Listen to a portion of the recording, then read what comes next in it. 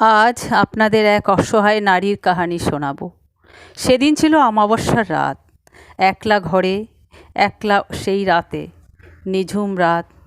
মনে হয়েছিল রাতটা যেন আর শেষ হয় না। মনে হয়েছিল সে যেন হাজার রাতের সমান সেই একটা রাত। এই প্রথমবার সে এইভাবে একলা রাতে একলা বিছানায় সে ছিল।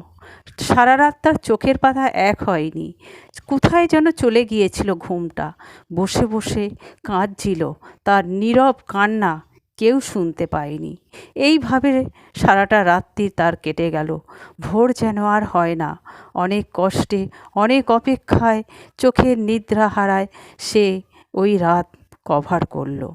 এইভাবে তার সেই রাত কেটেছিল।